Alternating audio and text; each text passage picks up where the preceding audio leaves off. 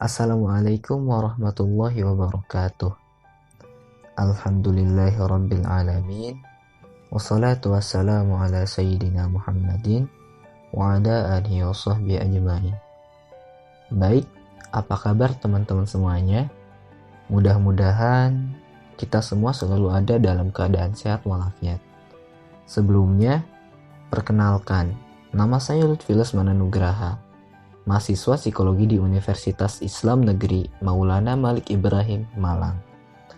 Oke teman-teman semuanya, jadi di sini saya akan mempresentasikan definisi ilmu fikih untuk memenuhi tugas mata kuliah studi fikih. Jadi, tonton terus ya. Ilmu fikih. Saya rasa teman-teman semua pasti sudah tidak asing dengan kata ini. Lalu, apa sih sebenarnya ilmu fikih itu? Ketika masih SD dulu, pasti teman-teman semua pernah belajar praktek sholat. Bagaimana niatnya, bagaimana bacaannya, bagaimana gerakannya. Semua itu pasti ada aturan dan tata caranya tersendiri. Nah, tata cara yang mengatur bagaimana cara sholat itu merupakan bagian dari ilmu fikih. Sederhananya, ilmu fikih ini adalah suatu ilmu yang mengatur tata cara manusia untuk beribadah kepada Allah. Lebih jelasnya lagi, Abu Ishaq Ash-Shirazi menjelaskan bahwa fikih ialah pengetahuan tentang hukum-hukum syariat melalui metode ijtihad.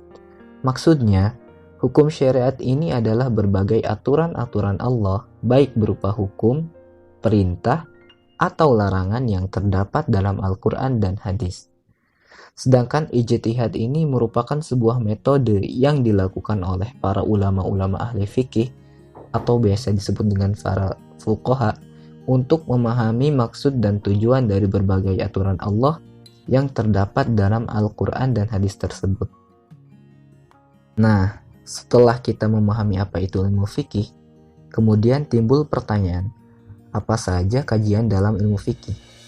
Dalam buku yang berjudul Pembelajaran Fikih karya Dr. Hafsah MA, beliau berpendapat bahwa ulama fikih membagi pembahasan fikih pada 4 bagian, yaitu bagian ibadah, muamalah, munakahah, dan jinayah. Mari kita perjelas satu persatu. Yang pertama adalah bagian ibadah.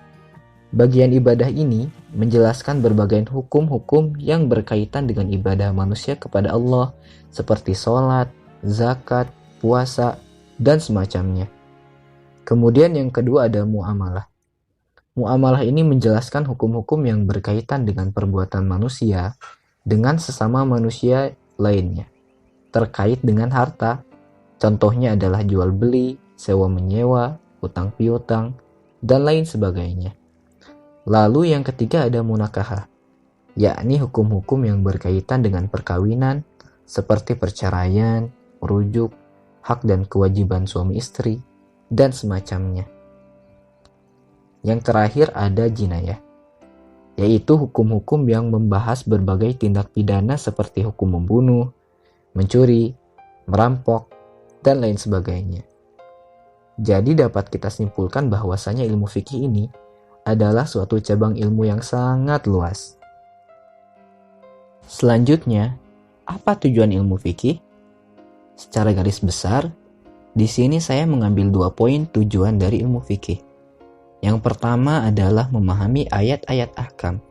Maksudnya, ayat-ayat ahkam di sini adalah aturan-aturan Allah yang ada pada sumber hukum, yakni Al-Quran dan hadis.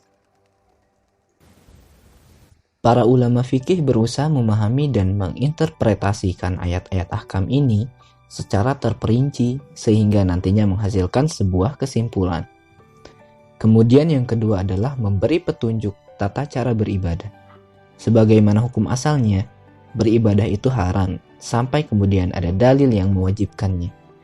Dalam hal ini, ilmu fikih berusaha memberikan petunjuk tata cara beribadah dengan jelas dan terperinci. Lalu, bagaimana dengan kedudukan ilmu fikih dalam Islam? Tentu saja fikih ini menjadi salah satu cabang ilmu yang wajib dipelajari dan diamalkan bagi setiap mukallaf. Sebab fikih ini mengatur berbagai macam kegiatan manusia sehari-hari, mulai dari bangun tidur hingga tidur kembali. Jika dilihat secara umum, ajaran Islam terbagi menjadi 3 bagian, yakni usuluddin yang mengajarkan keyakinan, kemudian furu'uddin atau fikih yang mengajarkan aturan-aturan praktis, serta akhlak yang mengajarkan berbagai hal yang berkaitan dengan kejiwaan dan perbuatan. 3 bagian ini saling berkaitan satu sama lain dan tidak dapat dibuang salah satunya. Jadi dapat disimpulkan bahwasanya ilmu fikih ini merupakan bagian yang tidak dapat dipisahkan dalam Islam. Ia bersifat mengikat, tetapi juga bersifat kondisional.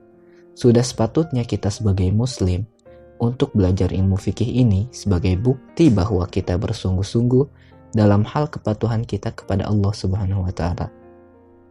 Di akhir video ini, saya mengambil sebuah kutipan yang sangat indah dari seseorang yang tidak dapat saya sebutkan. Manakala seseorang sudah menguasai ilmu fikih, niscaya dia akan selalu bijak dalam mengambil tindakan. Silahkan share jika video ini bermanfaat. Mohon maaf atas segala kekurangannya. Terima kasih. Wassalamualaikum warahmatullahi wabarakatuh.